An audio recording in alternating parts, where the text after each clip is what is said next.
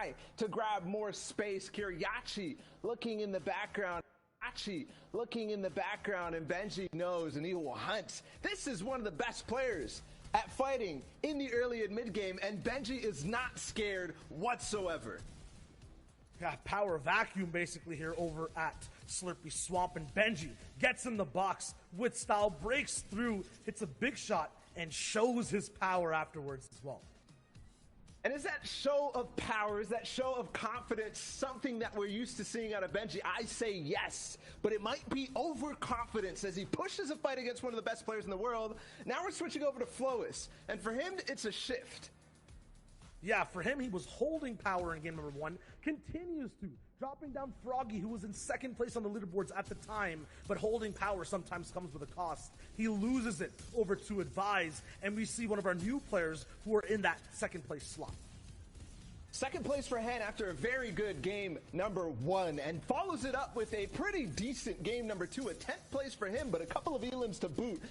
And that will put him where he needs to be if he wants to grab that crown at the end of the day, the ultimate sign of power. He falls in 11th, but that's at least solid enough.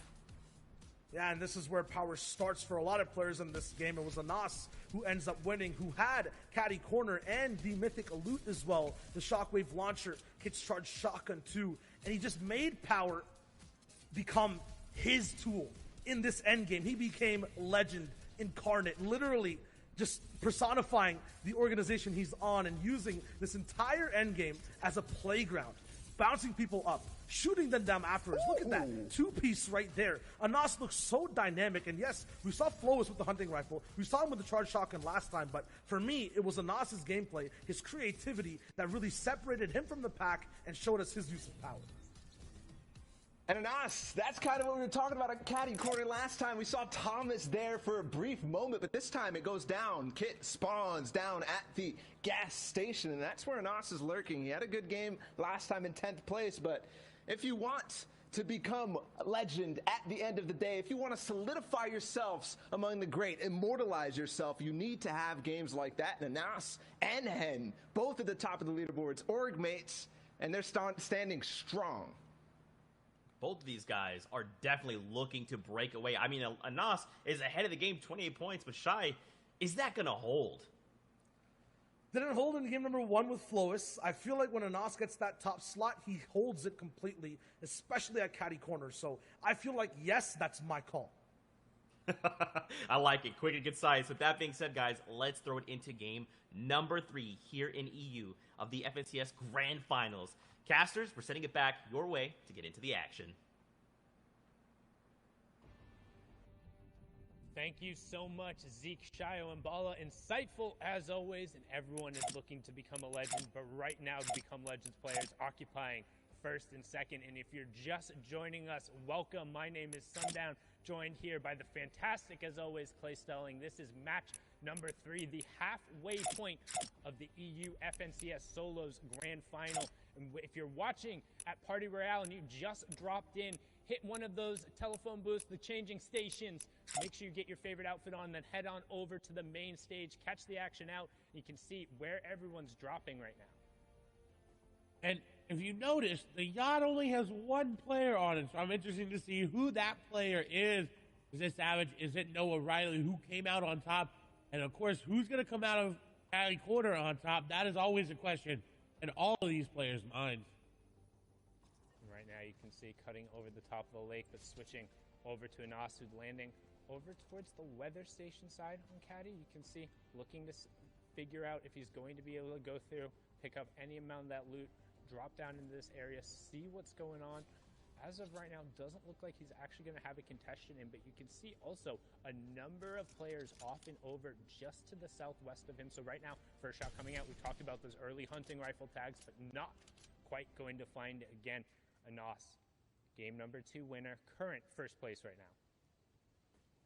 And he's in a very good spot to keep that first place, but Hin right behind him. We've got to keep our eye on that elimination feed for that come up as well. If Hin, only 3 points behind, is able to make a play to start to make the ground up, is Vadil going to get some nice shots there. The Dug Splashers, though, are going to get that player up. The nice edit is going to drop the player down. The edit around as well. He's got him boxed up, but the Fish is going to escape as Adil looking to crash pad on in, using the jump there. He's actually not going to go in. He's going to take the wall and the cone up top. And that was so smart to outplay Advise there. Well done picking up Advise there. We talked about kind of the different types of crash pads and then the variations you're able to use. Him jumping up prevented him from falling in. So then when Advise went to exit, the situation got picked up, and now over to Slurpy Swamp. We watched this fight happen last time. Benji aggressively pushed Kiriachi, saying, no splitting going on here. This is my side. But Kiriachi now looking to be the predator instead of the prey and closing in on Benji as he's hitting these slurp barrels. So wants to kind of resolve this beforehand. And now box to box, how do two of the best players in the world close out this box fight? Do they look to take each other on, or are they just kind of trying to disengage the situation? Right now Benji's saying, hey, I need more mats if we're going to go toe to toe. He disengaged perfectly, got up, and is out. I also want to point out 35 of the current players also competed in the FNCS Invitational Finals. So they've been here before. They've been in this grand finals. They know what to do, especially these two players on the screen right now. As Kiriachi is going to take some damage there from Benji, who is keeping that pressure up with that rare tactical shotgun, and now looking to find a creative way inside. Kiriachi actually went up and around the shots going through, exchanging high ground and exchanging shots. As Benji takes a nice tag there on the Kiriachi. He still has yet to take any damage himself. Kiriachi is still pushing. This is exactly what we expect from him. And Benji baiting him to drop down. Kiriachi was ready. The back and forth going in favor of Benji right now. Kiriachi keeping the pressure up. Benji going to get tagged up a lot there because he couldn't build the floor. He's trying to pickaxe for that code as the edits come through. Benji going through old builds. This is really good, but once you reset that metal, it's very, very weak and it's easy to hit. Please put some distance between him, Kiriachi, and Dominius Knight. As I was saying, Dominius Knight hearing the action going on, wants to take a peek inside, but he very well knows who's going to not be able to still fall into that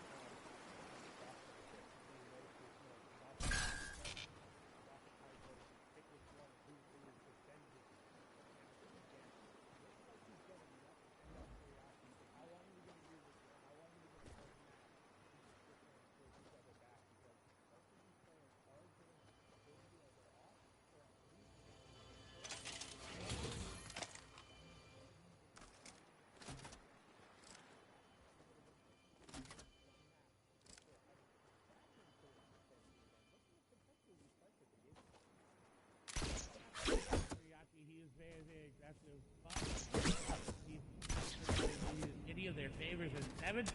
Now being aggressive onto Diablo. Diablo's going to get the initial shots there. And now 7-4 can disengage if they want to, but on the edge of zone, really hard to disengage because you're trying to run away, then you're just going to get shot in the back, and it's just unfortunate there. So box to box, diagonal to diagonal, Diablo and 7-4 looking to do a little peanut butter edit, look to get that jump shot there. 7-4 looking to get any sort of wall take back, and he does, but Diablo ready for it. The shot comes through, the quick reset there. Going to get the tag in favor of 7-4, but still not as much HP there as Diablo. His shots are still coming through. He does pop a mini. Continued back and forth over these peanut butter edits. That's that triangle edit that you see as he goes in. He goes aggressive with that crash pad, but Diablo was ready for it. Did you see how many edits he had, how many space he had in between him and 7-4? He was predicting that perfectly, but 7-4 is ready for the edit. He's ready for Diablo popping up, and he said, you know what? I'll bait the heal out, but I'm going to get that elimination. Yeah, and a really good job from 7-4 there, baiting Diablo into something that he had owned and then committed him to the fight, caught him with the builds out, and then following up with the tactical shotgun. And it's really fruitful to resolve that fight because there was a player boxed up right on the edge of zone who would have been able to rain shots down. And again, if you are just joining that, there's the format on the right-hand side. You can see first round of placement points coming through, top 75, next one at top 50. Then it's every 10 players to fall until we reach top 25. Then it's every 5 players until you're into the top 3. So definitely want to be making those end games, but also 1 point per each elimination, as Carrot will pick up Phoenix there. Will also get a point, and that's his second of the match. And he may have taken coolest out of his name, but right now he's the coolest of the authority, picking that elimination up. He's been very, very good. He actually, I believe, one of the players that came through the open track of the FNCS Invitationals. That happened a couple months ago, but still maintaining prowess over the authority here. He was here back when it was the agency, so dominant.